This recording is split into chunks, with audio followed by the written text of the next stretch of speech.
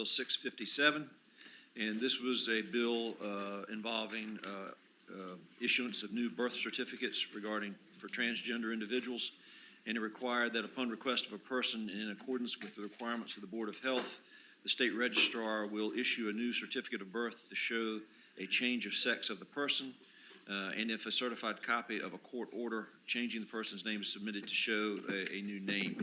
There was actually a substitute and an amendment to the substitute that was offered. It was the recommendation of the subcommittee, Madam Chair, that the bill be recommended to be reported with the amended substitute on a 3-1 vote. Okay, you've heard the report that the bill be recommended for reporting, the substitute be recommended for reporting as amended. Is there a substitute? There was a substitute. Madam Chair, members of the committee, the substitute is in front of you in your subcommittee on health packet.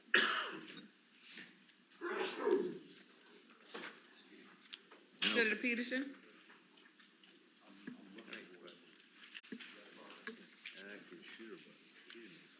I have. Look at me.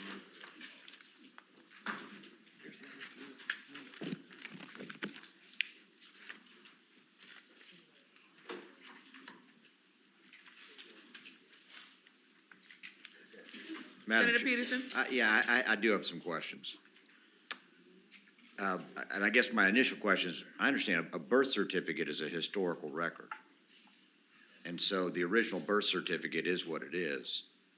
I mean, if somebody goes through a transition or changes a name or changes their gender, how would that change the historical record of their birth?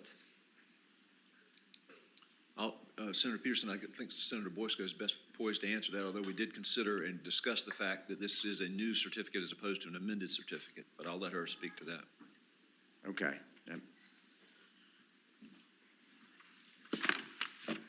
Senator Boysko? Certainly. So the community who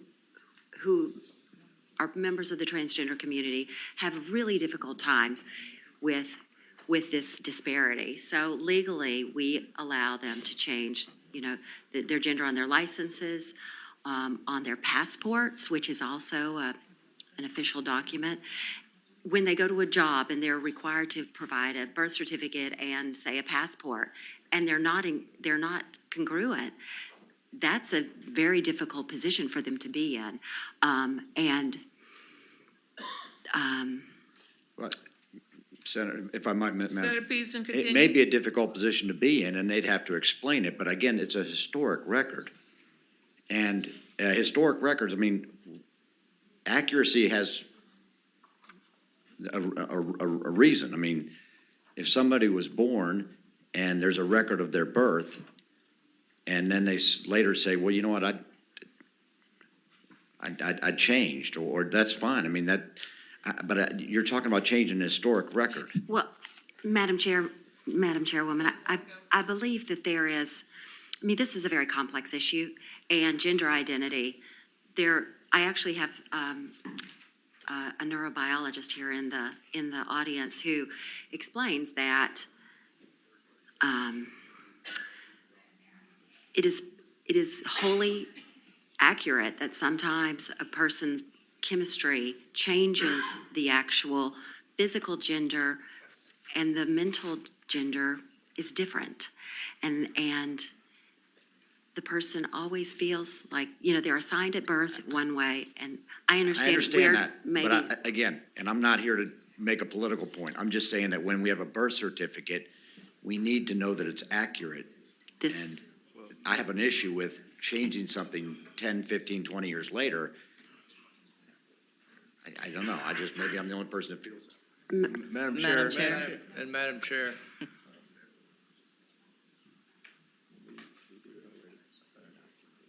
Madam Chair. Senator Peterson. I have a question for the patron. Senator Boysko? Yes. Can you get this birth certificate change if you have not had a surgical procedure? Mm-hmm. That's a yes? Yes, it is. It's so it would require that the person would show that they had that it would have to be completed by a healthcare provider for whom the person has received treatment stating that their person has undergone clinically appropriate treatment for gender transition. And there is data, there are guidelines. This is not something that someone goes back and forth with. There is no data that anybody switches back and forth. But Madam Chair. we know that, Okay. But they do not have to have any physical correct. change. Yes. Thank you. Madam Chairman, Madam Chair. Madam Chairman. Senator Donovan. Yes, I wanted to point out a couple of things. First to Senator, Peterson, you've got that this is a change in the code, that currently the birth certificate can be changed. It's a matter of changing. But to the patron, I wanted to ask, on line 31, there was an amendment that was offered in committee. Correct. That I think we didn't have in writing. I think my only concern about this bill is that the documenting requirement from the state and the physician is a permissive requirement. They may present. I think they probably need to present a document, and it needs to be shall. What we changed was the documentation to make it, less onerous and, more aligned with some other identification procedures. So I would like to amend this line 31 to say shall instead of may. Madam Chair, I'd be happy to entertain that. Okay, can I get a second on the recommended? Second. It's been moved and properly second that the line amendment be agreed to. All in favor, please, Madam Clerk? Aye. And Madam Chairwoman, I'd like to just further explain, we already have in the code and in law that a person can change their birth certificate in Virginia. Currently, you have to undergo the entire medical procedure, which is very painful, difficult, expensive, hard to find. And this is not changing the ability to change your birth certificate. It is simply giving the person an opportunity to do so without undergoing the medical treatment, the physical surgery, but undergoing medical treatment with a provider, making sure that there's documentation, working with the vital records. I've worked closely with the vital records department on this bill, and they are comfortable with it. Madam Chair. Senator Lewis. And I think to Senator Peterson's point, which I certainly understand and initially sort of shared when we looked at this bill, I think the idea is that the original certificate, as time goes on, is in error. Yeah. Thank you. Physically, biochemically, hormonally in error. And so this is really a correct historical record, if you will. So, Madam Chair. Senator Edwards. Follow up on that. There's a name for this. I can't recall. That people are born a certain percentage with the organs of both sexes, and it creates some issue with the parents. And sometimes they make a surgery the wrong way.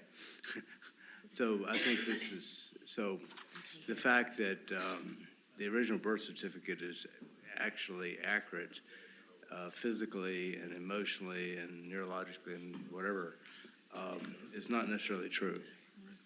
Thank you. Back to you, Senator Borscoe. Senator Chafin? Thank you, Madam Chair. So I would simply remind the committee that history is created without our efforts. History is something that occurs. The world's history occurs. People's history occurs. All these circumstances that create history are a matter of actual evolution, and that is what creates history. And I believe as a body, as a body politic, as a legislature, we have an obligation to understand that history is something that we cannot rewrite, but if we seek to rewrite it, we need to record the fact that we are rewriting it.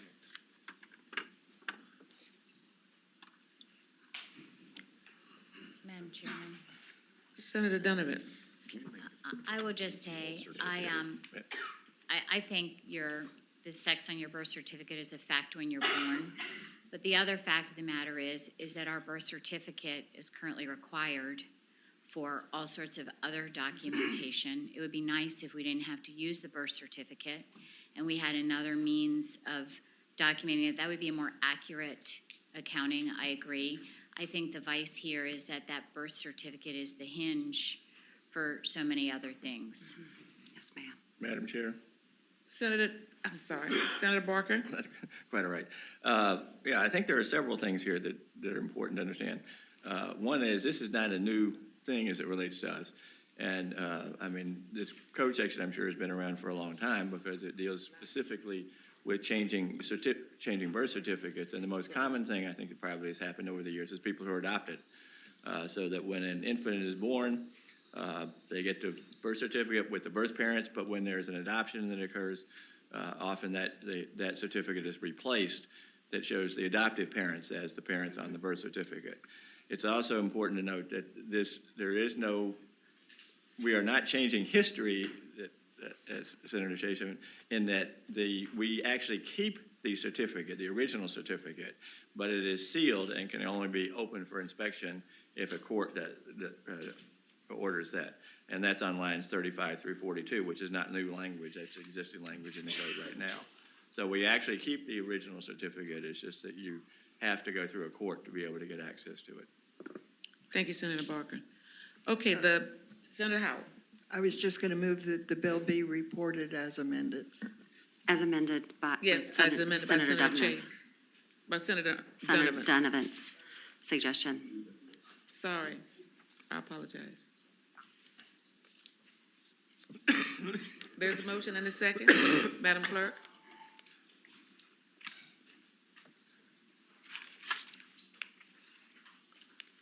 Yeas 10, nays 5. Thank you, Madam Clerk. Thank you.